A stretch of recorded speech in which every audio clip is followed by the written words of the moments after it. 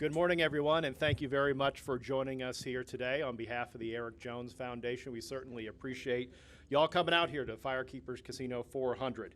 Up here is your hometown hero, Erik Jones, driver the number 43 Focus Factor Chevrolet Camaro for Petty GMS. And also on stage, Cheryl Stratus, Melanoma Research Foundation board member. So, Erik, we're up here. It's the one-year anniversary of the Erik Jones Foundation. It was just last August at Back to the Bricks where we teed this thing off. And back in May, just not too far from here at Birch Run Speedway, you had your first fundraiser.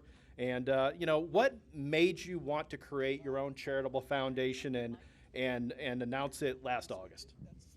Well, I think there was a few things that led to the creation of it, really, and starting probably with losing my father in 2016 was a big kind of spur for me to really start to work with different causes, and one of those initially was obviously the Melanoma Research Foundation. So since then, it's kind of developed into a few more, pillars of the foundation, with obviously number one being cancer early detection and prevention, but also into children's reading and literacy, and something that I've done to promote now a little bit over the last couple of years.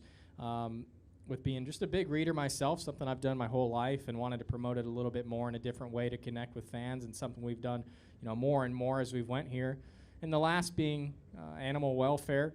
Growing up, just being pet lovers, having pets always. Got my dog now and my rabbit as well. So it's the three pillars seem a bit different altogether, but three things that in my life really all mean a lot to me.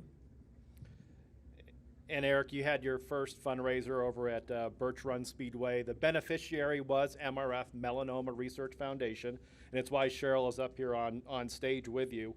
So encouraging early cancer detection and care is one of the three pillars of your foundation, but why in particular an emphasis on melanoma? Yeah, like I mentioned, I lost my father to melanoma in 2016, and really just learned, I guess, how aggressive a disease it can be, and I don't think that's something that is totally well known out there. So just wanted to work to kind of spread the word about something that is really pretty preventable, and growing the knowledge on that and what you can do to prevent melanoma going forward. But really what spurred that emphasis for me was losing my father to the disease in 2016. And so that event, 3 Reasons to Race, raised a lot of money. Today we're able to provide those dollars to MRF, so stand by. You want to hand this to Cheryl? Absolutely. Yeah, we're proud to make our first real donation here to the Melanoma Research Foundation for $20,000 from our event at Birch Run Speedway. So thank you for coming today to accept. And thank you so much for everything you're doing and in giving back to Melanoma Research Foundation. This not only is to help your fans, your pit crew, your family. It's really an amazing contribution, and thank you. Thank you. And we'll pose for some photos at the end of this, and I can take this from you for a little bit while we continue. But Cheryl, if you can, you are on the MRF board. You are a cancer survivor. When it comes to donations like this, how impactful is it? You went through a clinical trial at UCLA. You beat cancer. You're here today. Talk about just the undertaking of those events, but how meaningful dollars like this are to achieving those trials. Right. Dollars are basically what help us, invest in clinical research. There has been so many breakthroughs in the past 5 years for melanoma cancer. We're seeing the landscape change vastly. And up until about 2009, treatment options hadn't changed for 25 years. And it was pretty much a death sentence. The Melanoma Research Foundation funds, several clinical trials, young investigators, and it's all about giving back and survival advocacy, because that's a big part of being a patient, and prevention. Great. And Erik, one final question. A lot has gone into this. You guys have accomplished a lot in a year. Your mom's over there. She puts a lot of effort into the foundation as well. How satisfying is it to come here to your home track at Michigan and see all that the foundation has done in really only a year's time? It's It's been great. I think I look back at the last year, and like you mentioned, we announced the Erik Jones Foundation just a year ago here up in Flint, and what we've built since then, I think, is something to be very proud of. You know, a lot of really good people working on it. Like Mike mentioned, my mom puts a lot of work into the foundation to make sure that we're planning these events and getting the right people into place. We've got some great board members that have put a ton into the foundation to get it going and get it off the ground and get it to, you know, something that's going to continue to grow. And for me, you know, it's rewarding. I'm at, you know, a position that I can give back to the community, and it's something that has been fun to really learn a lot about in the last year, and really fun to work with some causes that, you know, I think we all really care about. And so I'm just excited for the future. You know, the May event here in Birch Run was really, you know, just a start for us, and I'm excited to see going forward what more we can really do. All right, I'm going to stop asking questions. Ross has a mic. If there's anyone here on the floor, yep, we'll go right to the back. Jason Toy with MRN, and Eric, I lost my dad at the same time. Your dad passed away with melanoma. It's one of those things. I know that, you know, you're trying to be tough and whatsoever. You don't want nah, it's nothing. What about the next steps of getting folks out there to say, okay, you don't have to be a tough guy. You got to get out there. You got to be able to get it done. You got to get checked. Yeah, I mean, it is tough, right? I mean, I think everybody thinks that it's not going to happen to them. And I look at, you know, my dad, and from the time that he was diagnosed in 2016, you know, obviously began chemotherapy, immunotherapy, you know, immediately after the diagnosis. Really, you know, he was gone in 4 months. And obviously that's a very aggressive form of melanoma. But, you know, it's important to just get out there and get checked. You know, I did a sit down with a dermatologist a few months ago, and we talked back and forth, you know, just about how important it is to go get yourself checked, how easy it is really to sit down and get checked, and just some simple stuff that you can do to, you know, help prevent melanoma. And I look at, you know, the racetrack, and you got fans sitting in the grandstands getting sun beat on them all day, you know, guys in the garage getting sun beat on them all day, not only in the garage but on pit road during the race. You know, it's something that it can happen to anybody. And so just having people going out there, you know, just checking in with their local dermatologist, I think figuring out how easy it is to get in that routine of just going and getting checked is something that, you know, really anybody can do pretty easily. All right, anyone else? Yep, Dustin right here.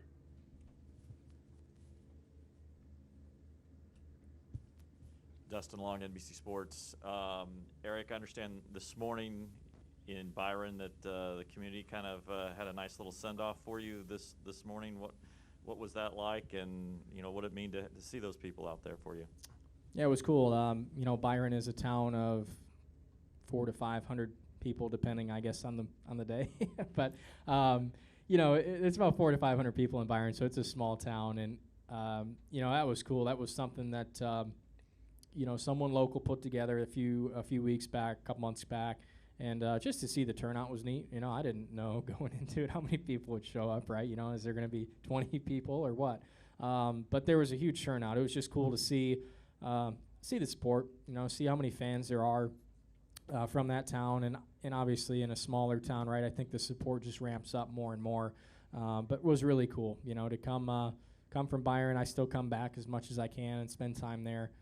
But to go down, see them, stop for a minute, thank them real quick before sending off here to the track, you know, guess that's a little bit more inspiration at the end of the day, you know. So if you win, the trophy goes back to the firehouse for a little celebration? It would make a trip through, for sure. I don't know. They may all reconvene, and if we could win today, they may make their way back into town there. But I would be going right back through. So that would be pretty special for sure. Okay, Daniel. Daniel McFadden, FrenchRisk.com. Dustin kind of asked my question. So if you do win today, where is the celebration? Like, where's the party route going? Yeah, where's the hangout spot? It's back to Byron. My mom still lives in Byron, so I've been staying there all week since Wednesday. So we'd all be right back there for sure. I still, you know, most of my family lives up here. Still have a lot of friends up in this area. So I was planning to stay here no matter what. I'm racing this week in Grand Rapids, so that would be a little extra fun, I guess. So is there like a designated spot you would go to in Byron? Like, Oh man. everyone meet up here? Well, there's not a lot in Byron, to be totally honest with you. So it would have to be probably more of a someone's place in Byron. That's kind of, yeah, maybe we could do like a big field party. That's kind of the country thing. So we might be able to make that happen. Yep, right here. Well, another one of these Byron questions. A few years ago, you had Erik Jones Day at the high school. Are you gonna, excuse me, do anything like that anytime soon, or? You know, it was man, that was a big event and it was awesome. But I do want to do one again eventually in the future. Just being able to give back to fans and support, and that was a cool event just to see how many people traveled. We had a lot of people that traveled pretty far to come to that event and hang out. Have some events, some games, giveaways, cook out for everybody. Had a band there, so that was awesome. But it was also a lot of planning. So it's going to be an every however many year thing. But I do want to do another one. It was a great time, and what was humbling, I think, for you was when you playing the PlayStation or with the kids, and some of them were just flat out whipping you. Yeah, they were smoking me. I was that kid at one point in my life. I definitely could have hopped on there when I was a kid and I think beat most people. But I thought I could still do it. Apparently not. They've got way more practice than me on the NASCAR heat. That's for sure. Bob Hawkers, Fox Sports. Since you're staying at home, do you cook your own meals during this week, or do you put in a special request? I put in requests with mom. But I we didn't cook it too much at home this week. We kept it pretty straightforward. But there's definitely some requests every once in a while that I'll put in when I'm back home. Yep, Dave. One more Byron question, and I probably shouldn't, but is there any chance that there's a Byrene Byrene instead of a siren? Oh no, there's. I told you I shouldn't. No, there's I don't know where we would have it to be to be honest. No, but we don't have anything like that there. I got a sign. Yeah, we're getting there. All right, anyone else? Yep, right over here.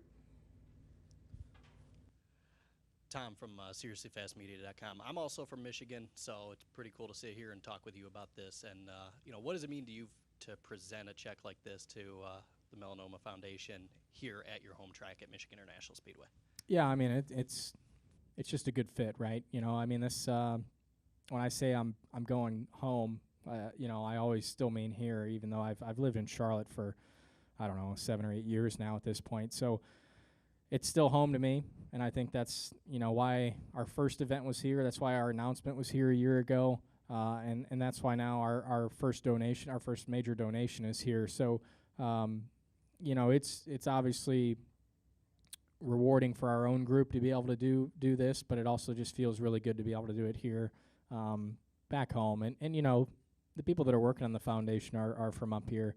Like I said, my mom, Brett Nicole, Brian Barry, these are all people that live here in Michigan and work really hard on the foundation and put a lot of time and effort in it, just for the reward of being able to do something like this. So it's pretty cool just to be able to have everybody here, in person that put all the work to make this first donation happen. That's pretty special. Daniel, and then Chris. Erik, given how close you live to the track, I was wondering, what's your earliest memory of actually coming up to this track for a race or whatever? Man, it's funny.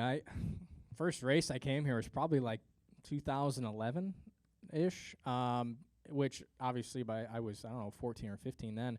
But when I was a kid, I was racing, so I was always gone somewhere else racing.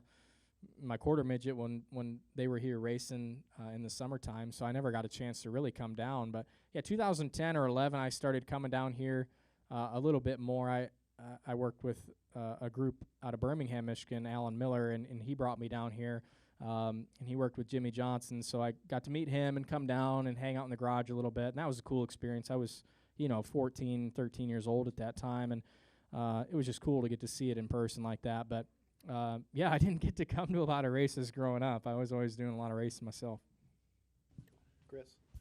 Chris Knight, CatchFence.com. Erik, year one's in the books, so what's on store for year two? Yeah, I think we are planning to have another event in the springtime next year. Location-wise, don't know where it's going to be at up here down North Carolina. So we do, though. We're in the early stages of that event, getting planned, and more of a big event where there's something going on, whether whatever the event's going to be. I don't want to give too much away. I know what the event's going to be, but so we're getting along on that. We're planning it for the spring though. All right, very good. We're going to go ahead and save some time so that these guys can pose with the check. And of course, we'll try to make it somewhat brisk as Tom Izzo and Mel Tucker are coming in very shortly. So thank you again. If you want to learn more about MRF, Melanoma Research Foundation, please visit their website, melanoma.org. Thank you again for all your time today. We appreciate it. Thank you, guys. You guys go. You can just put those mics down. And we'll just watch right here for everybody. Now get out of the way.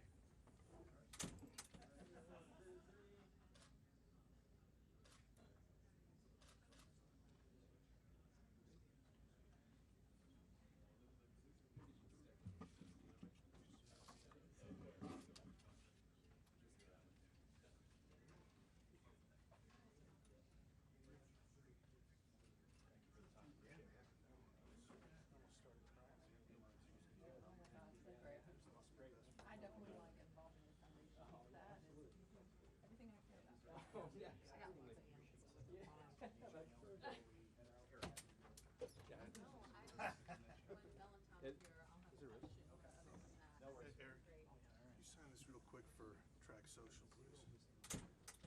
Yeah. That's all right. We want Just Sharpie it in. Yeah, right. Yeah, just Sharpie it in. Thanks, man. Appreciate it. Yep. We'll use Photoshop.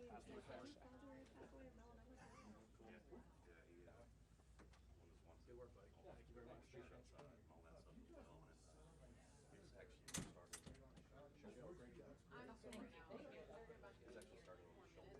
Yes, nice to meet you.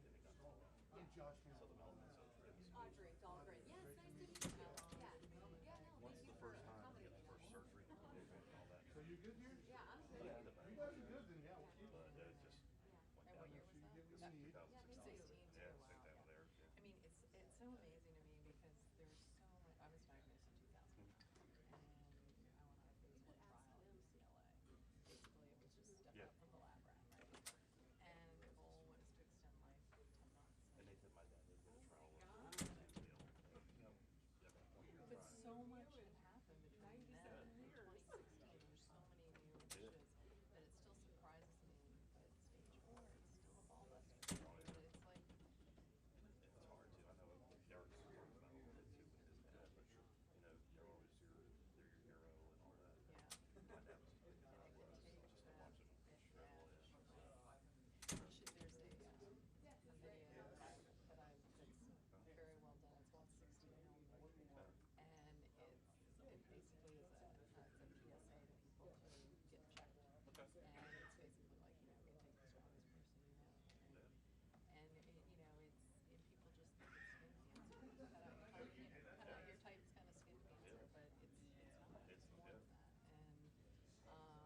And and I think in this industry more than I also work in the construction industry. Okay, yeah, so you're- Another yeah. really, but I think it'd be great to get SPF wear bands because I noticed there wasn't anything out there. This is an SPF like stuff. See, and I'm on when I did the radio broadcast, I'm on the road, and I'm exposed to the farmer stand deal. Yeah, yeah, So I'm exposed to it as well. So I try to make sure I'm. The hat, like Yeah, at least the well, I can't really do it because I've got the headset on, so I wear front bill hat deal. I wear it low, but I just yeah, wear the it so number one straight. place is here. I know. And here. Well, at least I'm covered here with the headset. So, You are, so yeah. you're okay. So my neck is where I got to fully protect and all that. So, my mom, I'm sure, so I can. It's like my husband's great. Yeah, so. And so you my know how son to- has a very cool sense because he's got all of the Yeah. and I always put lots of SPF. Yeah.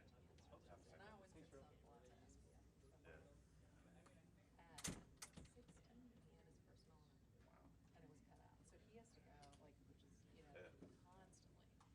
constantly.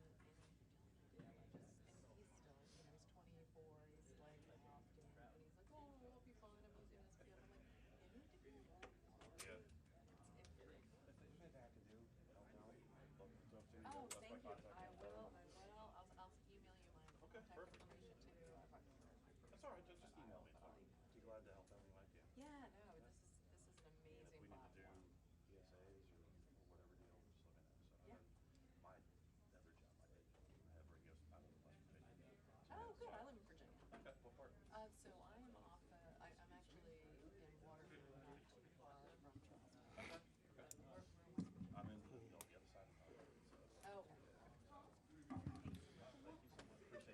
step on up and grab a seat. Got it. Got it. Thank you, sir.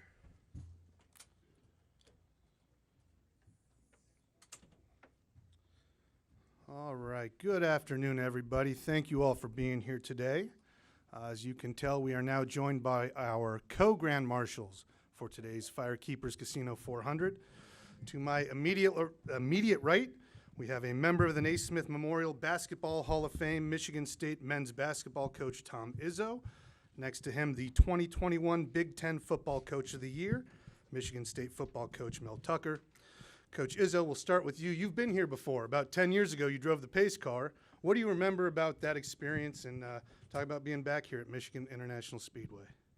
How slow I went, how big the curves looked. It was an incredible experience, to be honest with you. I really enjoyed it. I had never done anything like that before, and thank God they gave me a car that wouldn't go too fast. I think the car was going to go fast. It was you that was controlling it, you know. Coach Tucker, your first time here. I know you haven't been here very long, but what have you seen that's interesting to you? What are you looking forward to out of today? Yeah, I haven't been here, so everything is interesting to me. I mean, this is wild.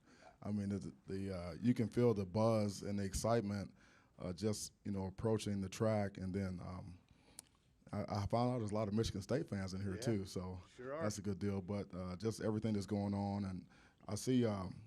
Seeing the teams, there's a lot of teamwork. There's a lot of moving parts. A lot of people have to do their jobs, and so I'm excited to see the race. Awesome. Thank you, gentlemen. We'll open it up to media questions. Please raise your hand if you have a question. We have some wireless mics. Please wait for the mic. Also, start with your name and affiliation so these gentlemen know who they're speaking with. We can start over here with Taylor. Sorry, Ross.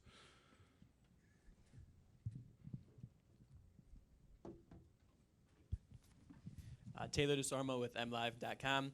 So for both of you, what player on your team you think would be most likely to be a race car driver? Who do you think could make the transition? Go ahead. I don't know. Maybe. What crazy man do you have? Well, I got quite a few of those guys. I could definitely see Peyton Thorne doing this, no doubt, Peyton Thorne. I'd say for me it's A.J. Hogard. He's on the certifiable list, so I think he would. You guys got some swag as well. Can you tell us about what you've gotten so far? Well, we're a member of the Ziegler crew right now, the Ziegler family, and we had the car up on campus when it was Friday, Mel? Yep, that's right. That was amazing, man. I know our team, I think your team, we all got to take some pictures with it and meet Josh, the driver, who was awesome. I'm still trying to figure out how in the hell they get into those cars, into those small seats, and are not claustrophobic. You wouldn't fit in there, I just want you to know. You don't think I could fit in there? No. You're probably right. There's no chance. Jason. Actually, and also Coach Tucker, a second question for you as well. But talk about what you guys see, obviously, with your teams and what you see with NASCAR teams and how everybody has to work together when it comes to pit stops. And then, Coach Tucker, for you, kind of full circle. You started your graduate work, your coaching career at Michigan State, and you come back as the head coach. What's the feelings like in being in this position now? Yeah, I mean, it was a dream come true for me. This was always my dream job.